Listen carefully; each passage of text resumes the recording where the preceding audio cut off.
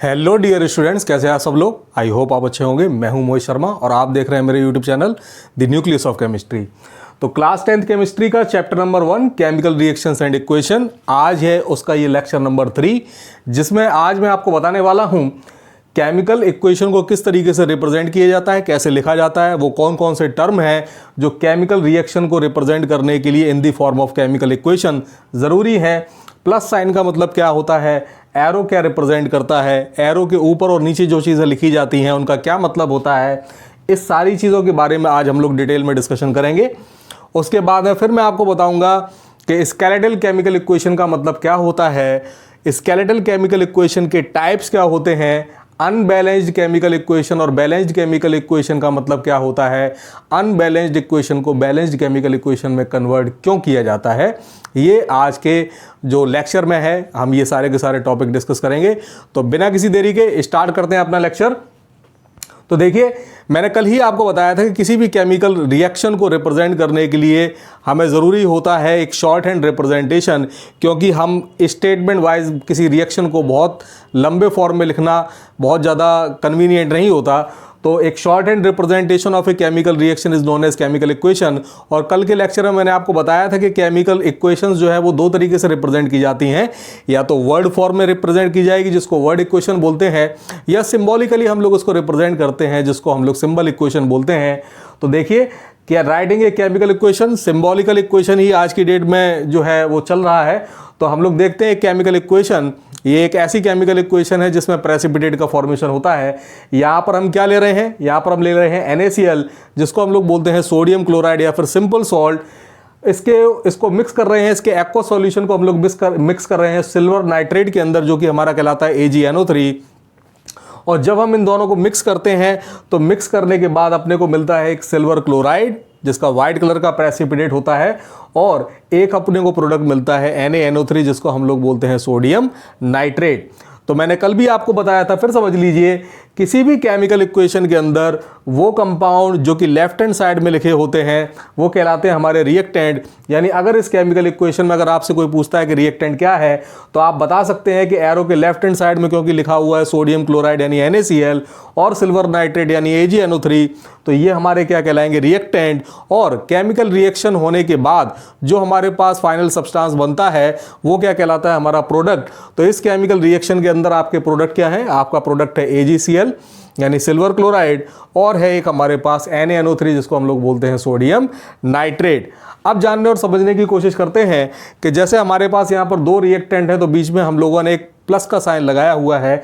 ये प्लस का साइन क्यों लगाते हैं और ये प्लस का साइन क्या इंडिकेट करता है, ये प्लस का साइन जब भी हम लोग दो या दो से ज़्यादा के रिएक्टेंट के बीच में लगाते हैं तो ये इंडिकेट करता है प्लस का साइन रिएक्ट्स विद। यानी इसका मतलब क्या है कि आप इस केमिकल इक्वेशन को किस तरीके से बोलेंगे, यहाँ पर क्या हो रहा है, NaCl रिएक्ट्स विद AgNO3। यानी प्लस साइन क्या रिएक्ट जो है इंडिकेट कर रहा है आपका कि जो सोडियम क्लोराइड है वो सिल्वर नाइट्रेट के साथ में क्या कर रहा है, रिएक्ट कर रहा है। एरो अगेन क्या इंडिकेट कर रहा है आपके पास, टू प्रोड्यूस। तो आप कैसे बोलेंगे, sodium chloride reacts with AgNO3 to produce. क्या प्रोड्यूस कर रहा है आपको, क्या मिल रहा है आपको, silver chloride in addition to sodium nitrate, या फिर हम लोग सिंपली क्या बोल देते हैं, and silver nitrate, sodium nitrate. तो ये हमारे पास क्या हो गया, अल्टीमेटली प्रोडक्ट AgCl यानी सिल्वर क्लोराइड और सोडियम नाइट्रेट जिसको हम लोग क्या बोल रहे हैं, प्रोडक्ट बोल रहे हैं।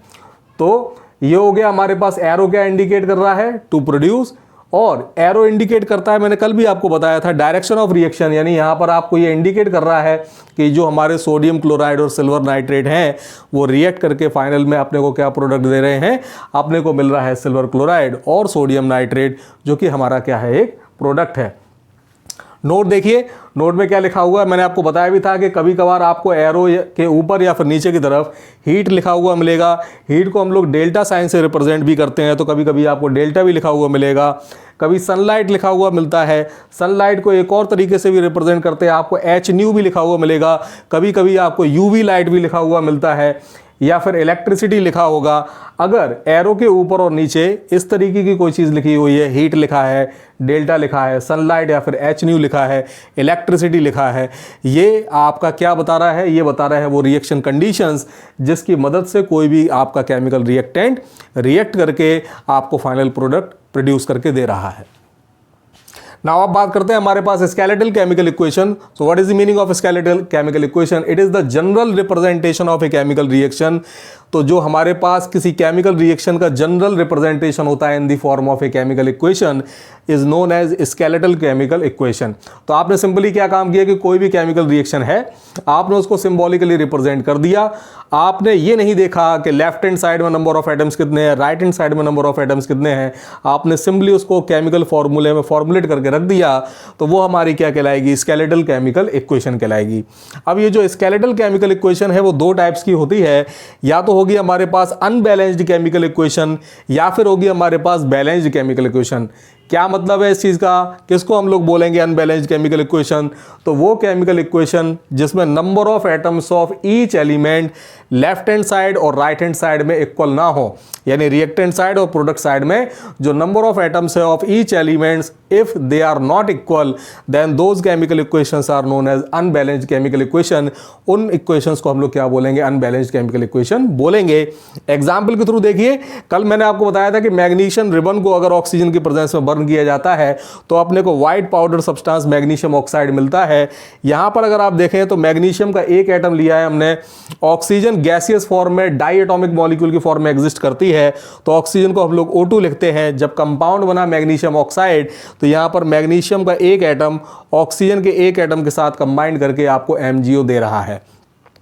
अब यहां पर अगर आप नंबर ऑफ एटम्स काउंट करेंगे तो लेफ्ट हैंड साइड में भी आपको दिख रहा है मैग्नीशियम का एक ही एटम है, राइट हैंड साइड में भी एक ही एटम है, यानी मैग्नीशियम के एटम्स लेफ्ट हैंड साइड और राइट हैंड साइड दोनों में इक्वल हैं, यानी ये बैलेंस्ड है। लेकिन अगर आप ऑक्सीजन को देखेंगे तो लेफ्ट हैंड साइड में ऑक्सीजन के दो एटम्स हैं जबकि राइट हैंड साइड में केवल एक ही एटम है, यानी यहां पर ऑक्सीजन की जो एटम है वो बैलेंस्ड कंडीशन में नहीं है, जिस वजह से नंबर ऑफ एटम्स आपके लेफ्ट हैंड साइड और राइट हैंड साइड में इक्वल नहीं हो पा रहे, और इसीलिए ये जो केमिकल इक्वेशन है वो क्या कहला रही है? आपकी अनबैलेंस्ड केमिकल इक्वेशन कहला रही है।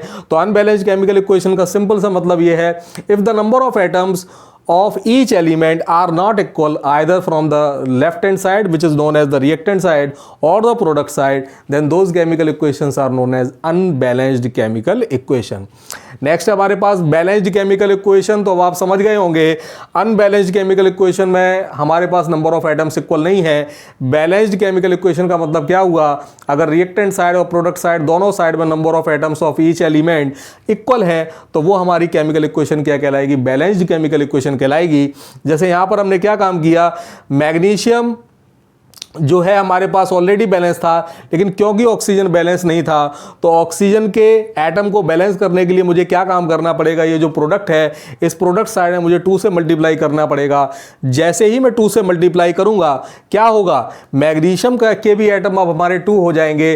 अब मैग्नीशियम के एटम को बैलेंस करने के लिए मुझे मैग्नीशियम में जो हमारी रिएक्टेंट साइड है वहां पर भी 2 से मल्टीप्लाई करना पड़ेगा, और फाइनली हमारे पास बैलेंस्ड केमिकल इक्वेशन आ जाएगी क्या?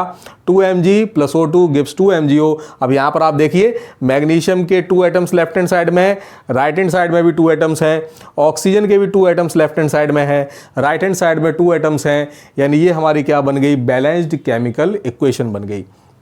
अब बोर्ड एग्जाम में आपका एक क्वेश्चन आता है और वो क्वेश्चन क्या है कि अनबैलेंस्ड केमिकल इक्वेशन को हमेशा हम लोगों को बैलेंस करके लिखना होता है। कोई भी केमिकल अनबैलेंस्ड नहीं रखी जाती, हम लोग हमेशा अनबैलेंस्ड केमिकल इक्वेशन को बैलेंस करते हैं।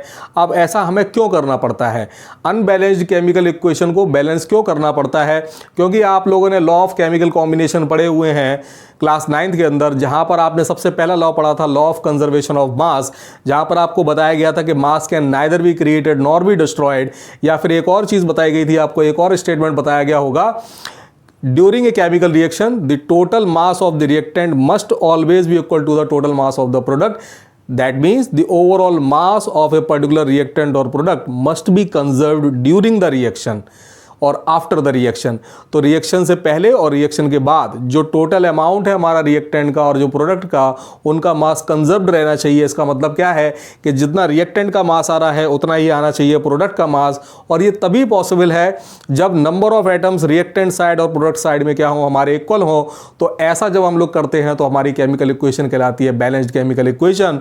तो अगर आपसे क्वेश्चन पूछा जाता है कि why the unbalanced chemical equations must be converted into a balanced chemical equation, तो उसका सिंपल सा आंसर है to satisfy the law of conservation of मास।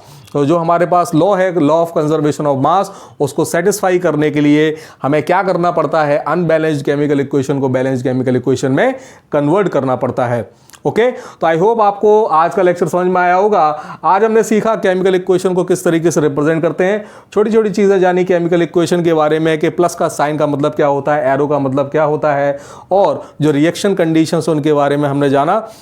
फिर मैंने आपको बताया कि स्केलेटल केमिकल इक्वेशन का मतलब क्या होता है, types of skeletal chemical equations क्या होती हैं, अनबैलेंस्ड और बैलेंस्ड केमिकल इक्वेशन का क्या मतलब है, और अनबैलेंस्ड केमिकल इक्वेशन को बैलेंस क्यों किया जाता है, ये आज हमने जानने और समझने की कोशिश की।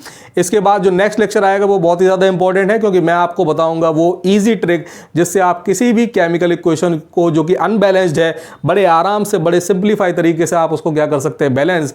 बहुत सारे क्वेश्चन कराऊंगा जिससे आपका जो डर है केमिकल इक्वेशन को बैलेंस करने का वो पूरी तरीके से दूर हो जाएगा। तो अगर आपको ये लेक्चर अच्छा लगा हो आज का, तो प्लीज़ इस सेशन को लाइक कर दीजिए। जो पहली बार इस वीडियो को देख रहे हैं चैनल को सब्सक्राइब कर लीजिए। अगर आपको इस कंटेंट से रिलेटेड कोई भी डाउट है, कोई भी क्वेरी है, कोई भी क्वेश्चन है, तो आप मुझे कमेंट सेक्शन में ज़रूर बताइए। मैं आपके क्वेश्चन का आंसर करने की डेफिनेटली कोशिश करूँगा। Thank you very much.